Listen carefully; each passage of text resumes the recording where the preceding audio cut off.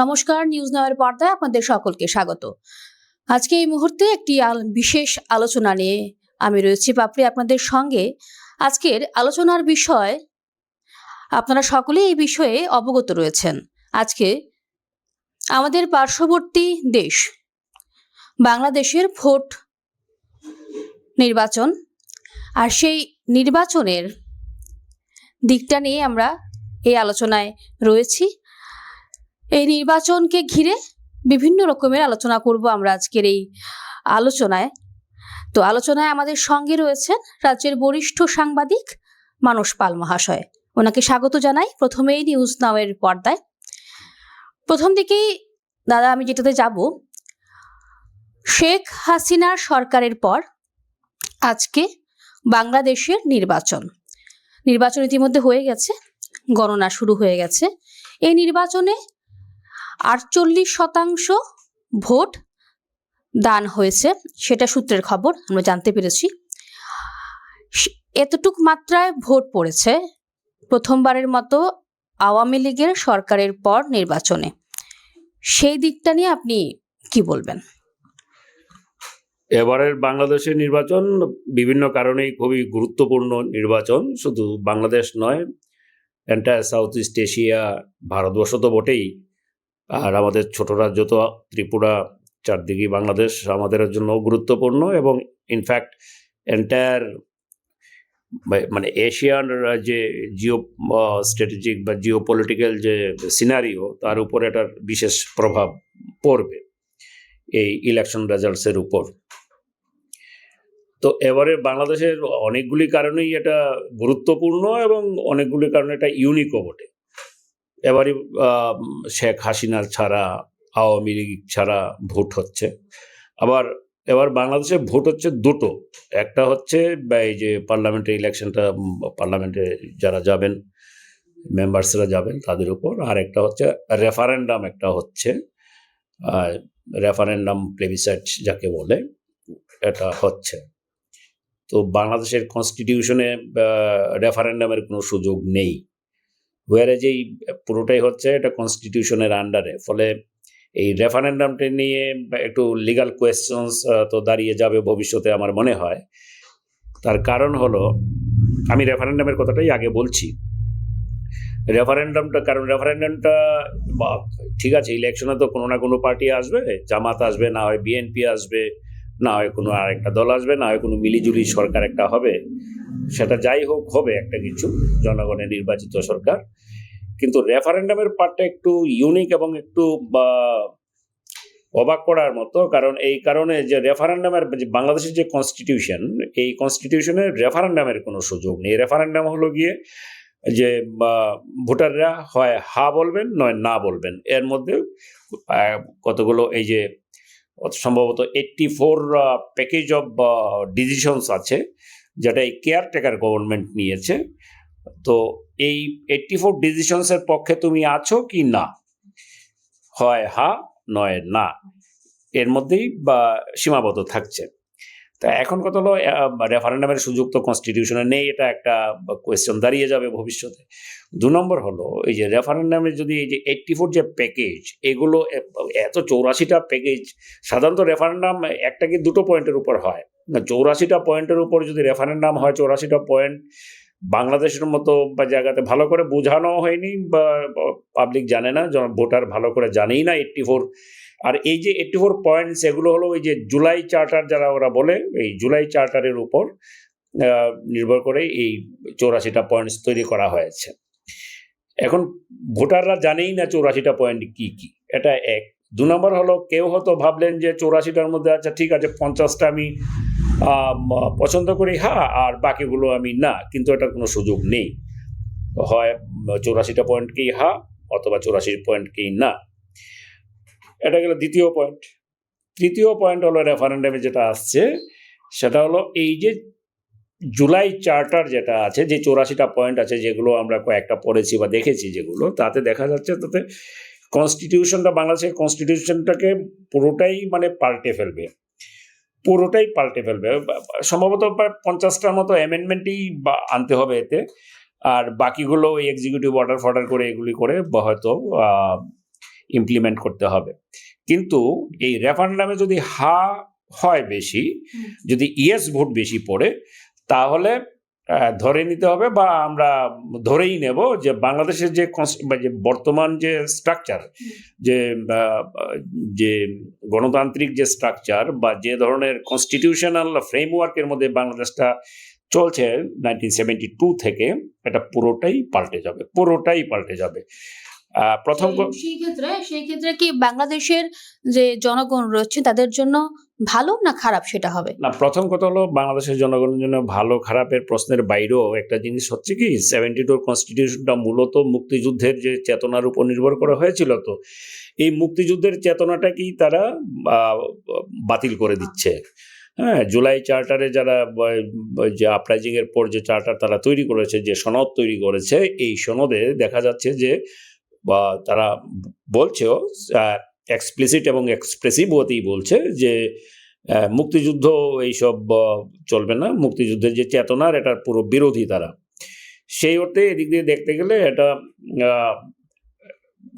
মানে পুরো বাংলাদেশটাই পাল্টে যাবে। সেই অর্থে বাংলাদেশের কারণ কনস্টিটিউশনাল ফ্রেমওয়ার্কটাই যদি পাল্টে যায়, যদি রেফারেন্ডামের পক্ষে ভোট হয় বা মানে চার্টারগুলোর পক্ষে, 84 পয়েন্টসের পক্ষে যদি ভোট পড়ে রেফারেন্ডামে, প্লেবিসাইটে, তাহলে বাংলাদেশের পুরো কাঠামোটাই, রাজনৈতিক কাঠামো তো পাল্টাবেই, তার সঙ্গে ধীরে ধীরে তার যে সোশিও রিলিজিয়াস যে কাঠামো, এটাও পাল্টাতে থাকবে। এবং আমি ব্যক্তিগতভাবে মনে করি এটা সিরিয়াস একটা থ্রেটের মধ্যে নিয়ে যাবে। তো এখন কথা হলো রেফারেন্ডামটা ইটসেলফ ইজ লিগাল কিনা, এটা একটা প্রশ্ন দাঁড়াচ্ছে। কারণ প্রথম কথা, যে কনস্টিটিউশনের আন্ডারে এই রেফারেন্ডাম হচ্ছে বা যে কনস্টিটিউশনের আন্ডারে আজকের ভোট হলো, সেই কনস্টিটিউশনের রেফারেন্ডামের কোনো সুযোগ নেই। রেফারেন্ডাম করা যেত যদি কনস্টিটিউশনটা যদি সাসপেন্ডেড থাকতো, তখন বা এটা করা যেত, 1 নাম্বার। আর 2 নাম্বার, মার্শাল ল যদি থাকতো, তাহলে হয়তো রেফারেন্ডাম করা যেত বলে বা মনে হয়। আমি তো লিগাল এক্সপার্ট নই, তো আমার যতটুকু ধারণা। আর 2 নম্বর হলো যে আমি এই ডিসিশনটা যে নিয়েছে, রেফারেন্ডাম হবে ডিসিশনটা যে নিয়েছে, কনস্টিটিউশনের সুযোগ নেই। আবার ডিসিশনটা নিয়েছে একটা কেয়ারটেকার গভর্নমেন্ট, মোহাম্মদ ইউনূস তো আর প্রাইম মিনিস্টার নন, উনি চিফ অ্যাডভাইজার। ঠিক আছে, এটা দিয়েছেন প্রেসিডেন্ট, বাংলাদেশের প্রেসিডেন্ট সই করে দিয়েছেন, কিন্তু বাংলাদেশের প্রেসিডেন্ট যা সই করেছেন তা তো কনস্টিটিউশনের মধ্যে নেই। তাহলে প্রেসিডেন্টও তো কনস্টিটিউশনের বাইরে নন। তো এই নিয়ে একটা লিগাল একটা সমস্যা দাঁড়াবে বলেই আমার মনে হয় এটা ভবিষ্যতে। এবং যদি রেফারেন্ডামের পক্ষে যদি যায়, এখন হয়ে গেছে রেফারেন্ডাম, যদি হয় তাহলে বাংলাদেশের পক্ষে কতটুকু খারাপ হবে জানি না, কিন্তু তার পার্শ্ববর্তী দেশ আমাদের সহ আমাদের হয়তো একটু ভোগান্তি থাকতে পারে। আজকের নির্বাচনকে নিয়ে একটু কথা বলি, যেখানে যে রেফারেন্ডামটা হলে বাংলাদেশের হোক আর না হোক, আমরা ক্ষতিগ্রস্ত অল্প হলেও হচ্ছে। বাংলাদেশের তো ক্ষতি হবেই বলে মানে আমার মনে হয় বাংলাদেশের ক্ষতি হবে। কারণ মুক্তিযুদ্ধের চেতনায় যে বাংলাদেশ গঠন হয়েছে, যে সংবিধান তৈরি হয়েছে, সেই সংবিধান যদি পাল্টে যায় পুরোপুরি, যদি এটাকে পাল্টিয়ে অন্য কোনো চেতনা, কোনো ফান্ডামেন্টালিস্ট চেতনার আনা যায় বা আনতে হয়, প্রো-পাক মুক্তি, আমি যদি এইভাবে দেখি ব্যাপারটা, মুক্তিযুদ্ধের চেতনার বাইরে গিয়ে যদি আমি কিছু করতে যাই, তো অনেকটাই প্রো পাকিস্তানি বা চেতনা কথাই এখানে চলে আসবে। হয়তো অনেকে এইভাবে ইন্টারপ্রিট করা যেতে পারে, তো বা মিস ইন্টারপ্রিট করা যেতে পারে, হোয়াট এভার ইউ সে। তো এই জায়গাতে বাংলাদেশের পরিস্থিতিটা পুরো পাল্টাতে থাকবে ধীরে ধীরে। প্রথম রাজনৈতিক পলিটিক্যাল ফ্রেমওয়ার্ক পাল্টে যাবে, তারপর আমি যা বললাম সোশিও রিলিজিয়াস, মনে রাখবে আমি বলছি সোশিও, সঙ্গে বলছি রিলিজিয়াস শব্দটাও, এই পুরো ইসেটাই, সমাজটাই পাল্টাতে থাকবে। ইট উইল হ্যাভ সাম মানে খুব ফাস্ট পাল্টাতে থাকবে। অলরেডি পাল্টে গেছে বলে কিছুটা মনে হয়, তারপর আরো খুব ফাস্ট হয়ে যাবে, কারণ তার একটা লিগাল এবং একটা কনস্টিটিউশনাল একটা ভ্যালিডিটি চলে আসবে। আচ্ছা, আজকের যে নির্বাচন হয়ে গেছে, গণনা চলছে, বলা যেতে পারে বিএনপি ভার্সেস জামায়াত ইসলামের মধ্যেই হচ্ছে। তো আমরা সবাই মোটামুটি অবগত রয়েছি যে জামায়াত কিন্তু ভারতবর্ষের বিরুদ্ধে। তো যদি সেই জায়গাতে বিএনপি জয় হয় তাহলে ভারতবর্ষের জন্য কতটুকু ভালো না কতটুকু খারাপ, কোনটা হবে ঠিক? প্রথমত হলো বিএনপি যদি আসে তাহলে এখন যে অবস্থা চলছে বাংলাদেশের সঙ্গে, মানে ভারতের পার্সপেক্টিভ বলছো তো, তো ভারতের সঙ্গে এখন মোহাম্মদ ইউনূসের যে কেয়ারটেকার গভর্নমেন্ট, এটার সঙ্গে যে পরিস্থিতি, যে অবস্থায় বর্তমানে আছে আমাদের বাইল্যাটারাল রিলেশন, এটার চেয়ে একটু বেটার হবে বিএনপি এলে। অ্যাটলিস্ট একটা ওয়ার্কিং রিলেশন তৈরি হবে বলে মনে হয়। হ্যাঁ, একটা ওয়ার্কিং রিলেশন থাকবে, একটা এসে থাকবে। আজকেই আমি শুনছিলাম এক জায়গাতে তারেক রহমান বলছেন বিএনপির যে পার্শ্ববর্তী দেশগুলোর সঙ্গে আমরা খুব ভালো সম্পর্ক তৈরি করব ইত্যাদি ইত্যাদি। তো সেটা কতটুকু হবে না হবে ভবিষ্যৎ বলবে, কিন্তু অ্যাটলিস্ট একটা ওয়ার্কিং রিলেশনস তো তৈরি হবে, যেটা এই মুহূর্তে মোহাম্মদ ইউনূসের কেয়ারটেকার গভর্নমেন্টের সঙ্গে আমাদের নেই। আর বিএনপি, যাই হোক, বিএনপি আগেও ক্ষমতায় ছিল, হ্যাঁ, বা কিছুটা ভারত বিদ্বেষী একটা ভূমিকা, কিছুটা ঠিক বিদ্বেষী না হলেও আমি বলবো কিছু বিরূপতা তো ছিলই। হ্যাঁ, সেই বিরূপতা এখন জামাত এলে এটা বিদ্বেষী আসবে। হ্যাঁ, তো বিএনপি এলে তারপরেও এখন, আগে ওরা মিলিটেন্ট, নর্থ ইস্টে মিলিটেন্টকে সাহায্য করেছে, এই করেছে সেই করেছে, এগুলো তো ছিলই। পরিস্থিতি অনেক পাল্টে গেছে। বিএনপির নতুন লিডারশিপ কিভাবে দেখবেন, ওরাও সমস্ত পৃথিবীর যে পারিপার্শ্বিক অবস্থা দেখে শুনেই ওরা ডিসিশন নেবেন নিশ্চয়ই। এটা লার্জলি প্রো ইন্ডিয়ান হয়ে যাবে এটা তো বলা যায় না, তবে একটা ওই যা বললাম ওয়ার্কিং একটা কিছু একটা ব্যাপার হয়তো তৈরি করা যেতে পারে, একটা সুযোগ, একটা কথাবার্তা বলা, একটু ট্রেডস বাড়ানো, হ্যাঁ, তারপর বিভিন্ন ধরনের সুযোগ সুবিধা হয়তো আমরা চেষ্টা করতে পারি, আমাদের মৈত্রী সেতু খোলা হোক, হ্যাঁ, সব রাস্তা খোলা হোক, এইগুলো নিয়ে হয়তো আমরা কথা বলার একটা সুযোগ পাবো। এখন তো এই সুযোগটাই নেই। চেষ্টা থাকবে, চেষ্টাটা থাকবে যেন সম্পর্ক হয়, গড়ে ওঠে, চেষ্টাটা শুরু করা যাবে। অ্যাটলিস্ট কেউ না কেউ গিয়ে বলতে পারবে এবার মৈত্রী সেতুটা খোলা হোক, অথবা একটু ট্রেডস বাড়ানো হোক। এটা ভারতের পক্ষ থেকে কিছু করার দরকার আছে। ভারতে অনেক কিছু আটকে দিয়েছে, ওদের ট্রেডস ফেডস আটকে আছে কিছু, মানে এই যে কিছু ইসে, তো এগুলো ভারতের তরফ থেকে হয়তো কিছু কনসেশন দেওয়া হবে। আমি জানি না, মানে ধারণা করতে পারি এরকম করতে হবে, করবেন হয়তো দিল্লি, আর একটা কিছু হবে। কিন্তু যদি জামাত আসে, জামাত এলে একটা সমস্যা আছে। জামাতের ক্ষেত্রে ওই যে বললাম, এটা তো বিরূপতা নয়, এটা বিদ্বেষ। হ্যাঁ, তো প্রথম কথা হলো, যদি রেফারেন্ডামে যদি ওই চার্টারে যদি চলে আসে, আর এদিকে যদি জামাত চলে আসে, তাহলে তো সেই একারামে রক্ষা নেই, সুগ্রীব দোসর হয়ে গেল। হ্যাঁ, জামাত এলে একটু বিপদটা বাড়বে এই কারণে, জামাতের সঙ্গে যে মানে ইসলামিক ফান্ডামেন্টালিজম বা ইসলামিক এন্টায়ার সোসাইটিকে ইসলামিক একটা যে রিলিজিয়াসলি চার্জড একটা সোসাইটি তৈরি করে দেওয়া, এটার পথে আরো বেশি এগিয়ে যাবে বাংলাদেশ। এটা অলরেডি তো শুরু হয়ে গেছে অনেক আগে থেকেই, যার আমরা দেখছি, রিয়াকশনসগুলো আমরা দেখছি, যে মানে রিফ্লেকশনসগুলো আমরা দেখছি বিভিন্নভাবে।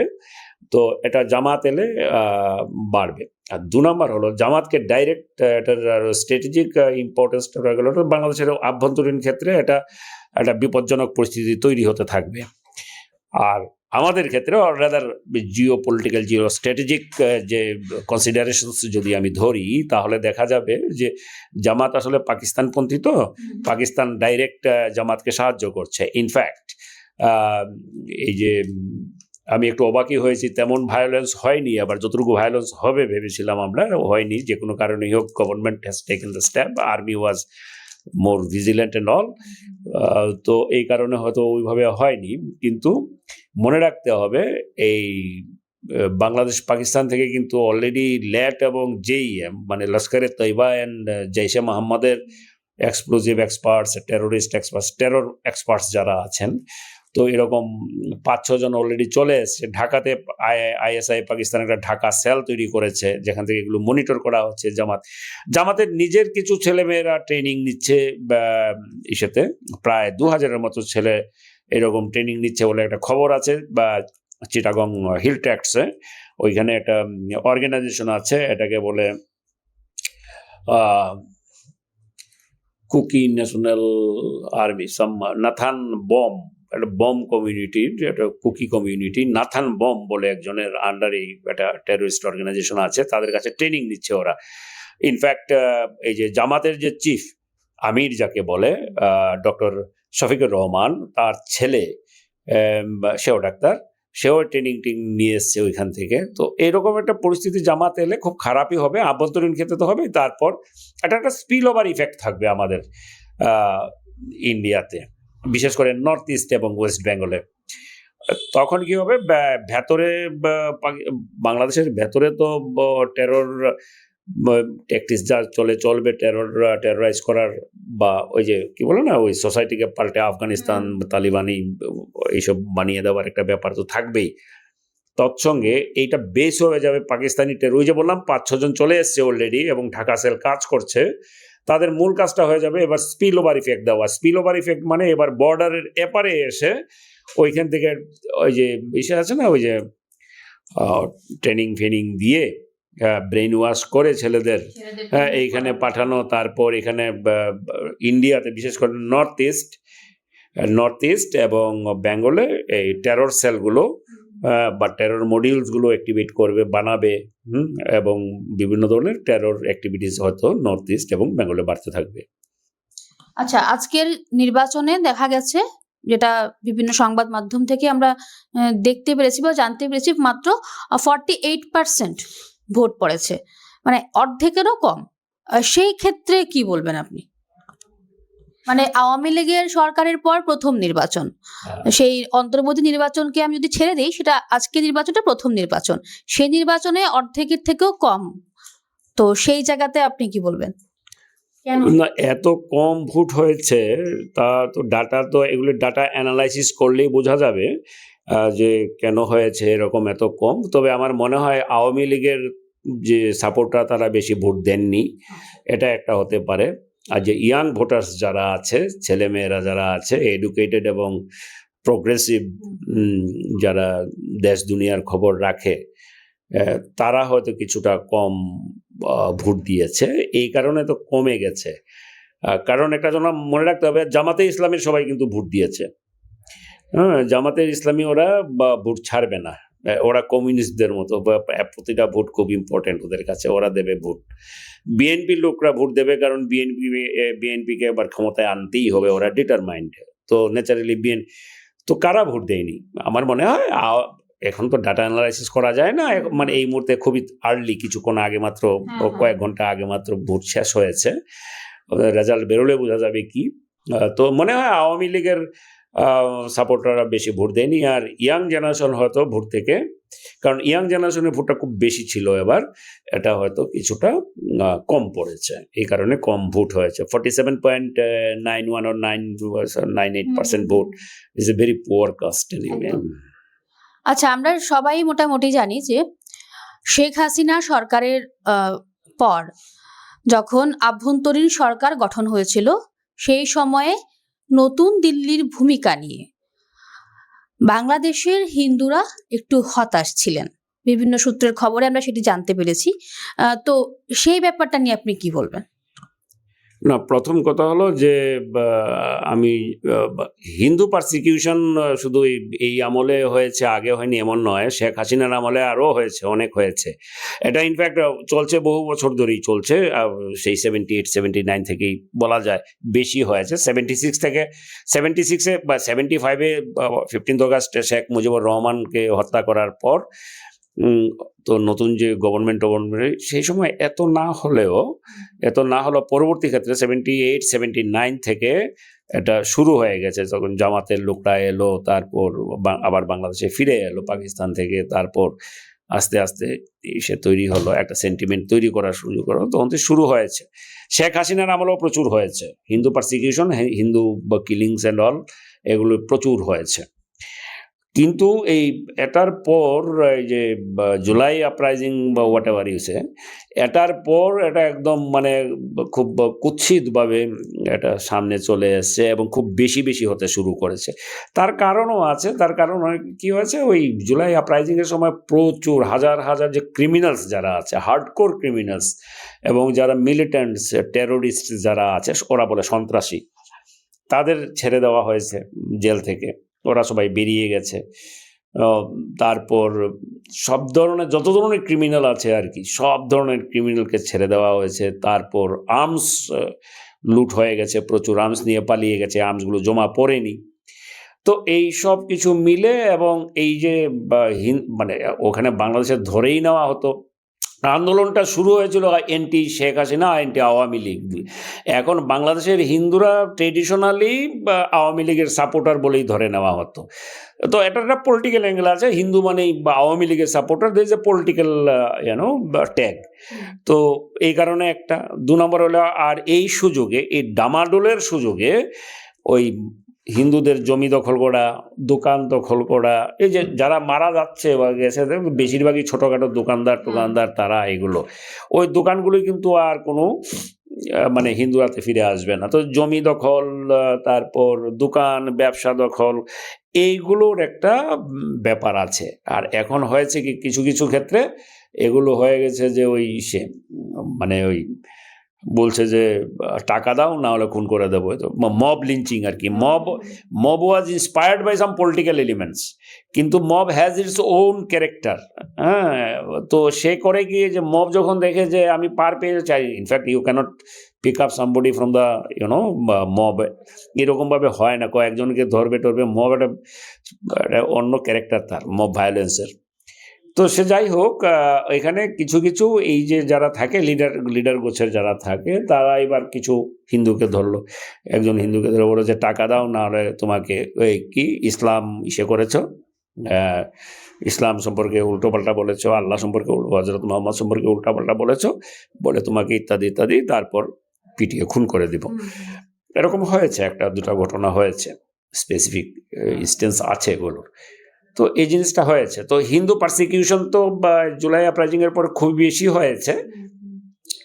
জামাত এলে আরো বেশি হবে, বিএনপি এলেও হবে, হয়তো জামাত এলে যে স্কেলে হবে সেটা হয়তো হবে না, একটু এই 80-90 এইরকম থাকবে, 100 এই মাত্র 20-25% এদিক সেদিক হবে। কিন্তু মনে রাখতে হবে, বাংলাদেশে বিএনপি এলেও হিন্দুদের উপর পারসিকিউশন থাকবে, জামাত এলেও থাকবে পারসিকিউশন, এটা হবেই। এটা বাংলাদেশের সিচুয়েশনটা এরকম হয়ে গেছে। Hindus are not safe over there, Hindus are not at all safe. আচ্ছা, আমি একদম শেষের দিকে যাব, একদম শেষ প্রশ্নই বলতে যা, এই আওয়ামী লীগের সরকারের পর এই বছর মানে এবারে যে সরকার গঠন হবে, সেই সরকারের স্থায়িত্ব নিয়ে আপনি কি বলবেন? এমনিতে তো ভোটে জিতে এলে তাদের সময় তো অতিক্রম করা, মানে সময় পর্যন্ত টিকে থাকার কথা, কিন্তু এখানে একটা সমস্যা আছে। বিএনপি এলে জামাত যদি না আসতে পারে, তাহলে Jamaat will create some problems. Jamaat will create problems for BNP, serious problems ওরা তৈরি করবে। জামাতের একটা বেস অলরেডি তৈরি হয়ে গেছে ওখানে, হাজার হাজার madrasa educated, half literate, half educated, এই যে বেরোচ্ছে কিছু ক্যারেক্টার্স, তাদের দিয়ে কিছু একটা সমস্যা তৈরি হবে। অ্যাটলিস্ট পাকিস্তান তো চেষ্টা করবে। এই যে ঢাকা সেল আছে না, ঢাকা সেল তৈরি করেছে আইএসআই, এই যে টেরোরিস্টরা পাঠিয়েছে, বললাম যে টেরোরিস্ট স্পেশালিস্ট পাঠিয়েছে, টেরর স্পেশালিস্ট পাঠিয়েছে, টেরর এক্সপার্টসে পাঠিয়েছে, বোম এক্সপ্লোজিভ এক্সপার্টস পাঠিয়েছে বাংলাদেশে। তো তারা সমস্যা তৈরি করবে। বিএনপি গভর্নমেন্ট এলে বিএনপিকে, তারেক রহমানকে কতটুকু টিকতে দেবে বা কতটুকু তাকে শান্তিতে কাজ করতে দেবে, যথেষ্ট সন্দেহ। যখন ফেলে দিতে চাইবে, তারপর যদি আবার ইলেকশন হয়, তখন জামাত চাইবে উল্টো অন্য পথে যদি ক্ষমতায় আসতেও পারে। Jamaat will create problems. Awami League is not nowhere in the scene. Awami League কিছু করার এই মুহূর্তে ক্ষমতা নেই, করতে পারবেও না, কিন্তু জামাত পারবে এবং জামাত এটা করবেও। পাকিস্তান চাইবে না বিএনপির মতো একটি গভর্নমেন্ট পাকিস্তান এখানে থাকুক, তাহলে যে little bit of semblance of stability যেটা বলে বাংলাদেশে আসুক, এটা পাকিস্তান চাইবে না। এখানে বাংলাদেশে যদি স্টেবিলিটি থাকে, তাহলে ভারতের পক্ষে লাভ, অন্যান্য যে কান্ট্রিজগুলো আছে ইন অ্যান্ড অ্যারাউন্ড, তাদের পক্ষে লাভ, এটা পাকিস্তান চাইবে না। অসংখ্য ধন্যবাদ দাদা। আমরা আজকে এই নির্বাচন সম্পর্কে, বাংলাদেশের নির্বাচন সম্পর্কে অনেক তথ্য জানলাম, বিতর্কিত তথ্য রয়েছে, বিভিন্ন রাজনৈতিক তথ্য রয়েছে এবং তার সঙ্গে বাংলাদেশের যে ঘটনা আমরা সর্বত্র দেখতে পাচ্ছি, সব সময় আমাদের চোখের সামনে টিভির পর্দায় বিভিন্ন সংবাদ মাধ্যমের মধ্যে দিয়ে, তারপরে সোশ্যাল মিডিয়ার মাধ্যমে দেখতে পাচ্ছি, সব কিছু নিয়ে আমরা আলোচনা করলাম আজকের এই আলোচনায়। এখন দেখার নির্বাচনের ফলাফল ঠিক কী হয় এবং ফলাফলের পর তার যে প্রতিক্রিয়াটা কতটুকু ভারতবর্ষের জন্য ভালো হয় না খারাপ হয় সেদিকেই আমরা সকলেই এবার তাকিয়ে। তো আজকের মতো আলোচনা আমরা এখানে শেষ করছি। আপনারা পরবর্তী সংবাদ এবং বিভিন্ন বিষয়ের আপডেট দেখার জন্য চোখ রাখবেন নিউজ নয়ের পর্দায়। নমস্কার।